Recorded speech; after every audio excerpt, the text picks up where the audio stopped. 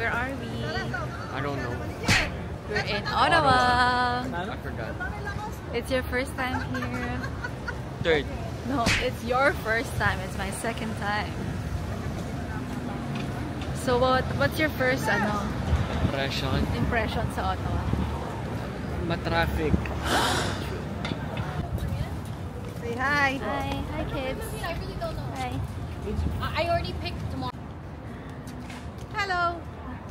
Welcome to Canada. Hi ate. Ikaw Laguna mo. Kala ko doon tayo. Tignan natin.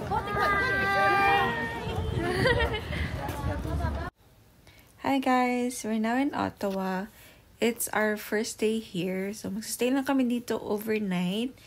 And 3 families ata kami or more. Basta, ang alam ko 3 cars kami today.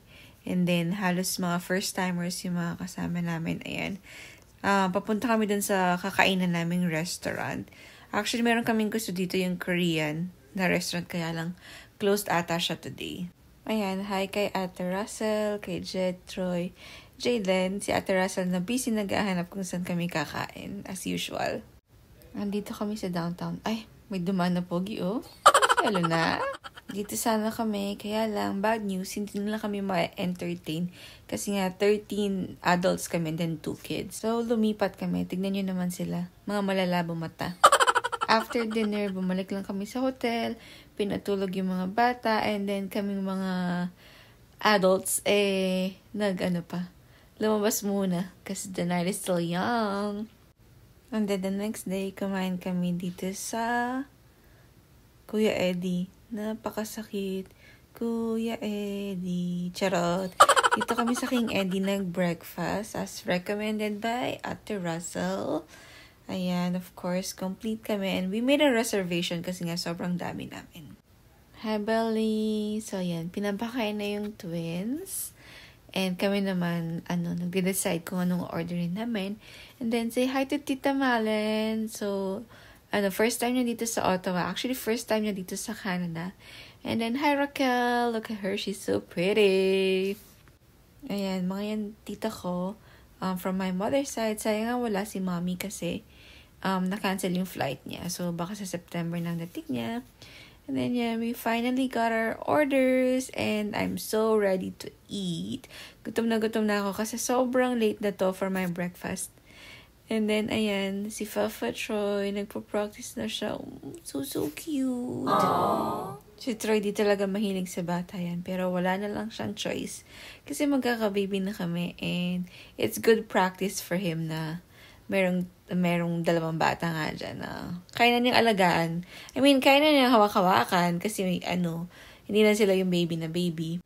Tapos, ayan, nilalagay na ni Troy si Belle sa stroller niya kasi pupunta kami sa Parliament. Look at that baby. She's so cute.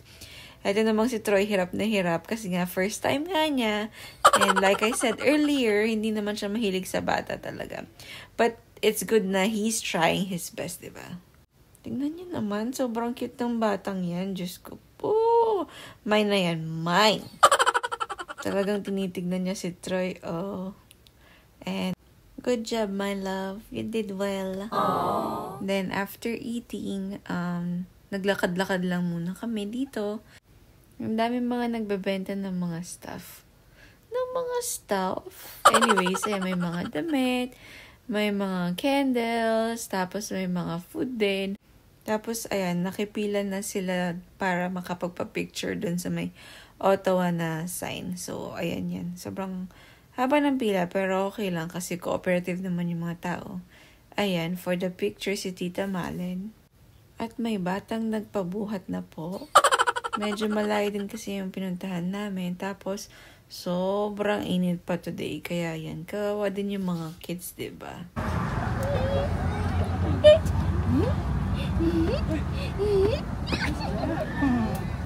Yan, si Mami, nalalaro na niya yung mga twins. Di ko alam kung sino masaya, kung siya ba or yung twins. So, ayan, hinahanap na lang namin yung Parliament. I think yun na yung last stop namin for today. Dito sa Ottawa. Kasi nga yun, medyo mainit today and then may mga kasama kaming bata. And then, yeah. So, yan. Lakad-lakad lang kami. Sexy naman ni mother. Oh! Tapos, yan. May mga stop na picture-picture. Syempre, mga turista dito sa Canada. And then, ano ba to? Nakalimutan ko yung tawag doon eh. I think Rideau Canal. Guys, sorry sa pronunciation. Pero, ayun. Diba? Hindi natatapos yung lakad namin. Pero promise, sobrang malapit na kami dyan. On the way to Parliament. Hopefully it's open. Because the last time we went here, closed siya. And that was like 2 years ago. So, before Parliament, duman muna kami dito. For picture purposes lang talaga. Ako, hindi na ako masyadong sumama kasi pagod na ako. Tapos, mainit nga. So, ito kami ni Troy. Bibili kami ng drinks naming dalawa. Habang yung iba nagpipicture. So, hintay na lang namin silang matapos. And then, diretso na kami sa Parliament. Hindi ko na alam kung ilang beses kong sinabi ito. Pero, sobrang init talaga ngayon, guys. Diyos ko, tingnan nyo naman kami. Pero, wala eh. Tiis-tiis para makalibot, di ba? Nagpapahinga lang kami dito. Pero after a few minutes, yung iba dyan is nagpunta na sa loob para mag-picture-picture. Kasi nga, first time nila dito, di ba? So, sayang naman yung opportunity. Kaya, go na mga te. So, ayan po, guys. Muntikan pa nga mahulog si Madge. Anyways, si Troy ang kanilang naging designated photographer for the day. So, for the picture-picture ng aking Jusawa. Oh, pak. Ang cute nila, no? Tingnan nyo naman. Ang sweet. Mamaya mag-aaway na yan. Charot. Oh, $5 per hour na lang po, diba? Effort kong effort ng asawa ko. Ito yung mga pagod. Ha? Picture? Picture pala. At napalayas nga po siya. So yan, nagpahinga kami dito sa mall na to. At pinapakita ko lang yung bump ko. I'm 30 weeks pregnant right now. Then, after magpagpahinga, uwi na kami. 400 kilometers plus yung binyahin namin.